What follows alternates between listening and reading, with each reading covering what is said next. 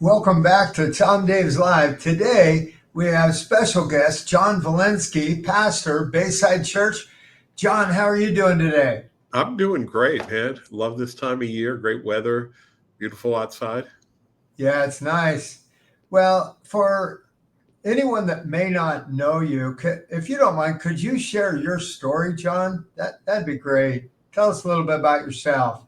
Yeah, absolutely. Well, currently, I'm a pastor at Bayside Church. I've been here for 27 years.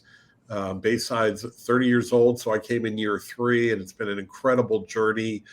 From one location, we have now eight locations around the state, California, and it has just exploded as we've seen people really coming in wanting to explore a relationship with God. But hasn't always been this way for me. When I was growing up, I was very far from God and didn't want to have anything to do with church or religion. And I was just got in trouble all the time.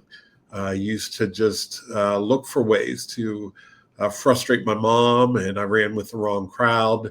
When I was 12 years old, I got arrested twice in one day in two different communities, got involved in drugs, alcohol, party, the whole scene, and just decided I was going to live my own life the way I wanted to and sought happiness in any way I could and pleasurable experiences, but led me down the wrong path. And when I was in high school, I moved from Pittsburgh, Pennsylvania, where I grew up, to Cleveland, Ohio, where my dad lived, and never thought I'd live with my dad, but ended up having to make that move. And when I got there, I was looking for a crowd to settle in with, and found the biggest drug users in this high school, and I became friends with them and started selling and just really got more and more involved in the whole drug world. But at the same time, I happened to meet a couple guys that were going to a church.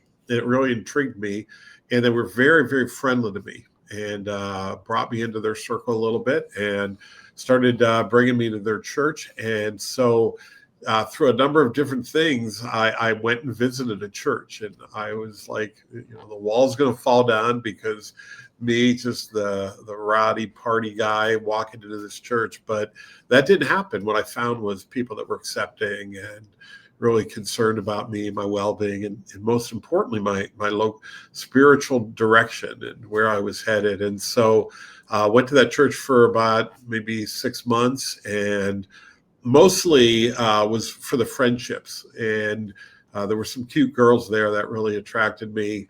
But while I was there, there was a night I went home, and can't really explain it other than I had an experience with Jesus in my bedroom. And I know it sounds kind of freaky or weird, and I, don't haven't never had anything really like that or since.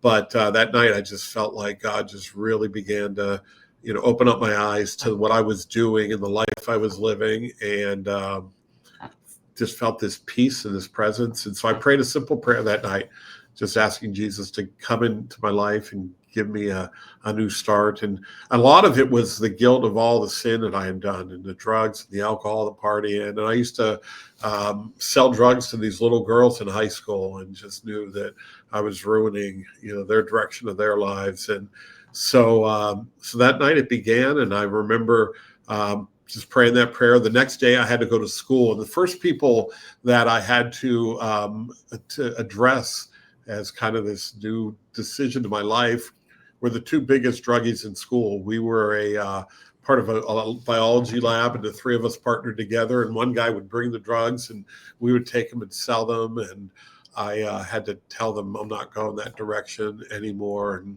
God began to work in my life, and I realized that God had created us that we would have a relationship with Him. And some of my family was involved in a very formal church. It was all about rituals and saying certain prayers, but this was really something that it became like a relationship. I got to know God personally, and I also realized that my sin had separated me from God, and it left this void. And there was something I was searching for in pleasurable experiences and drugs and party and the whole thing. And again, that's one of the things I was trying to fill that void with. But it was that night I realized that Jesus paid the price for my sins. And the Bible talks about that He was our substitution, that we were the ones that were guilty, but yet he paid the price by going to the cross, and by receiving him, it would change my life. And there's really, if you're in this state, and thinking about it, there were three steps. And this is what I tell anybody if they want to know about what Jesus will do for them is, number one, you have to admit, like I had to admit that night, man, I was bad. I was wrong. I was going in the wrong direction. Now, some of you, you may not be a drug dealer or party scene, but it's really just your life is selfish. It's all about you. Maybe for you, it's you want to make a lot of money, or you want to accomplish different things, but it's just all about you. It's kind of a narcissistic view of life. And then after you admit, the second thing is believe. That I had to believe that Jesus was the one. And that night it was just so pure and so clear that Jesus was the one that was speaking to me, drawing me to himself. And then the final one is to commit. And so that night I made a commitment. And I can say this honestly, Tom, like since that night when I made that commitment, I've never doubted. I've had doubts, but I've never turned my back on it. I've just said, I'm going to do this the rest of my life. I knew it. My Christian friends at that time, they thought, oh, you're going to just do this for a month or two and turn back. And no, I knew it right then. I was committed for the rest of my life. And so I began that new walk of faith. And it's been pretty amazing ever since. Wow. Well, that's awesome. And it kind of reminds me of the story of Saul when he was on the road to Damascus. Right. Yes. And he just, the scales came off of his eyes. He met Jesus. Yeah.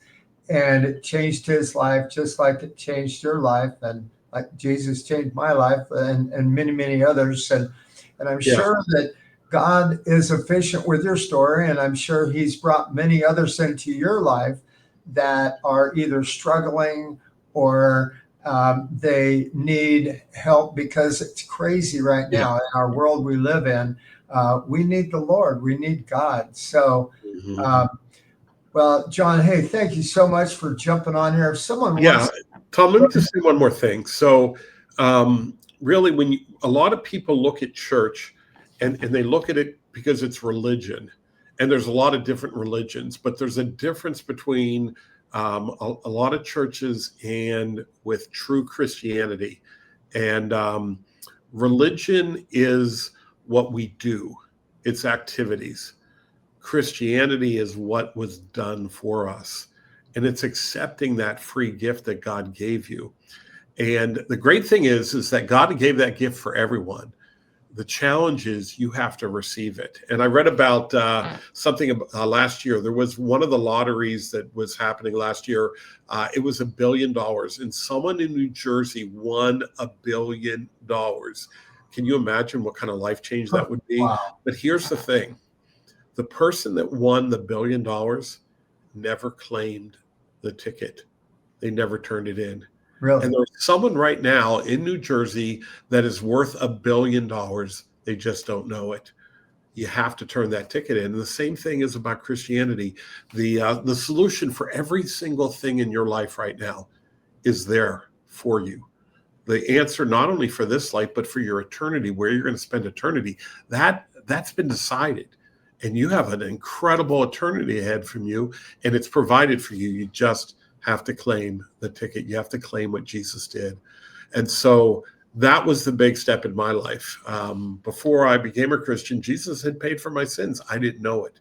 But once I did learn it, and once I accepted it into my life, it's changed everything. It's changed my life, my family, my kids are following Jesus. And it's just given us a sense of peace and a purpose to live for. I worked with World Vision, went to 60 different countries around the world, and helped raise about $500 million for the poor and be able to see all these incredible things. I went to Cambodia and began a movement here at Bayside with AIM, Agape International Ministries, helping rescue girls from sex trafficking. Over 2,000 of them have been rescued.